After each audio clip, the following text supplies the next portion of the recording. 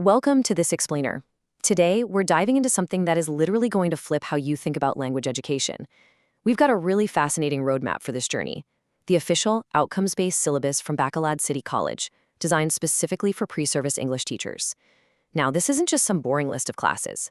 It's an absolute blueprint for a complete paradigm shift in how we teach, learn, and assess language. Seriously, get ready to toss those old grammar textbooks right out the window. Okay, let's dive into this and quickly run through the agenda for our mini-class today. First, we're going to look at the shift to grammaring. Then, we'll explore key concepts in teaching, followed by the actual rules for teaching grammar. After that, we'll break down the specific methods, and finally, wrap up with how to assess all this effectively. All right, let's jump right into Section 1, the shift to grammaring.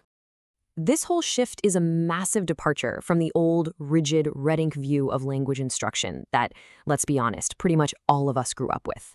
We're moving far away from memorizing static charts.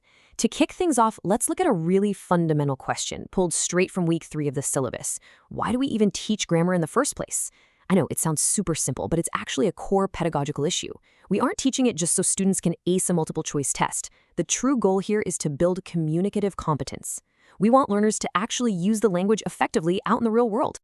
So what's really interesting here is this specific concept of grammaring. And yeah, notice the ing at the end of that word. That is not a typo. Grammaring is literally being treated as a verb here.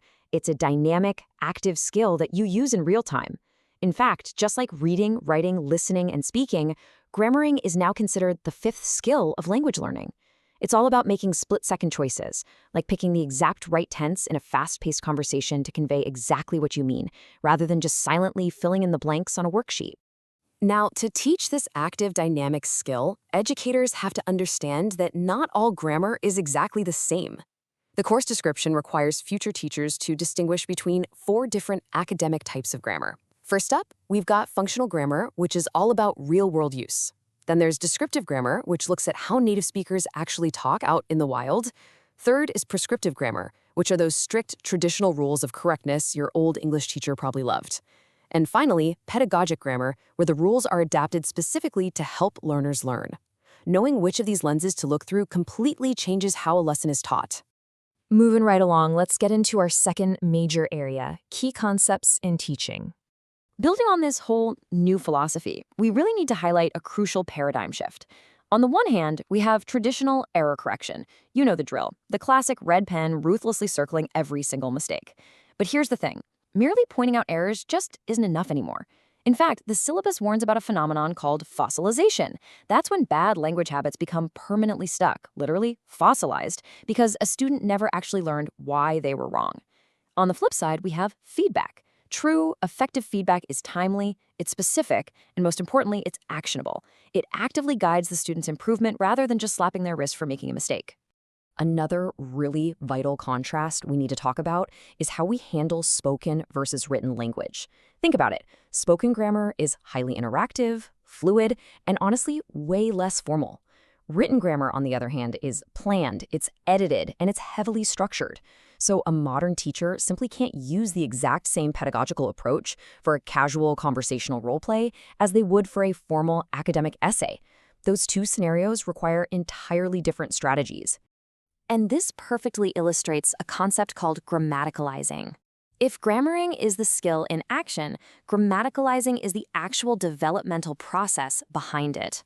It reinforces this core idea that modern students don't develop true grammatical competence through isolated, boring rote memorization. They develop it through authentic, real-world language use. Basically, they learn by doing. Okay, up next is Section 3, the rules for teaching grammar. So you might be wondering, how do you take all these high-level concepts and actually use them in a classroom on a random Tuesday morning with 30 energetic students? Well, the crucial point is found in these guiding rules for instruction. Teachers learn to apply the rule of context, the rule of use, economy, relevance, nurture, and appropriateness. And what's super fascinating here is how the syllabus isn't afraid to pull in some pretty provocative ideas, like A.J. Hoge's famous "don't study grammar rules" concept. It actually challenges these pre-service teachers to realize that focusing on the patterns and the reasons behind the language is often way more effective for non-English speakers than just forcing them to memorize strict abstract rules. Let's shift gears now into Section 4, Methods of Teaching Grammar. Now we are shifting from those underlying theoretical rules to the specific, actionable strategies. This is where the rubber really meets the road, and educators have a massive toolkit to pull from. They have to constantly weigh inductive versus deductive teaching. Deductive is handing the rules over right up front, but inductive, that's guiding students to playfully discover the rules themselves by looking at examples. Teachers also use interactive teaching, situational contexts, and immersive methods like incorporating texts, stories, songs, and, yep, even rhymes. All of this is designed to make the language cognitively stick in the learner's brain. And this brilliantly illustrates one of the absolute classroom classics, the PPP lesson plan flow that future teachers have to master. First up is presentation, which is exactly where the brand new language concept is introduced. Next comes practice, involving structured exercises to build up accuracy, and finally production.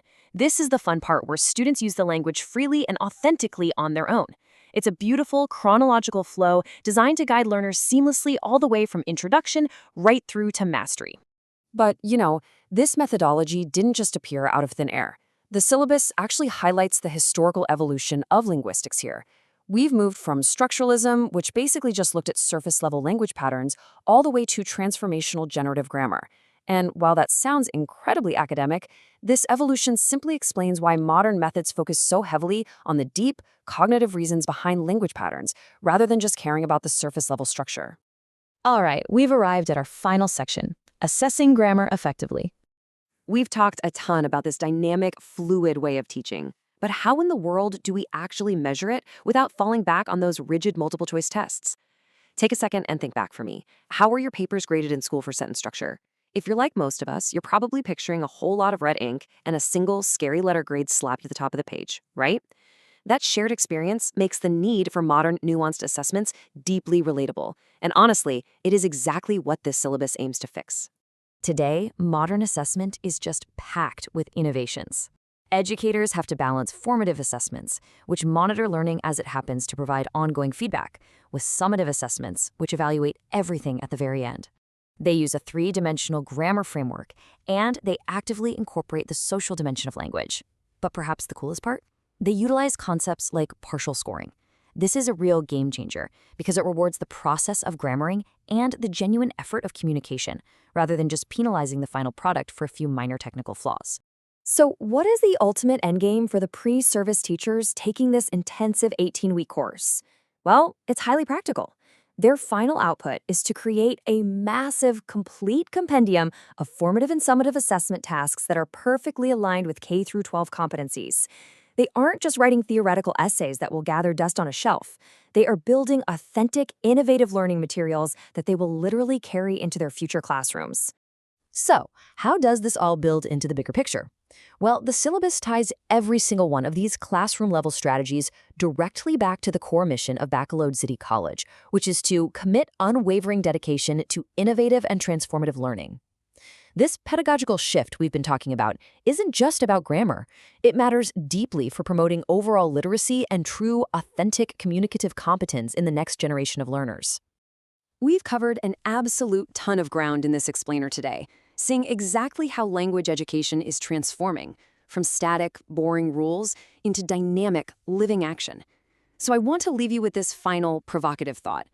If grammar is actually a dynamic verb, how will you practice grammaring in your very next conversation?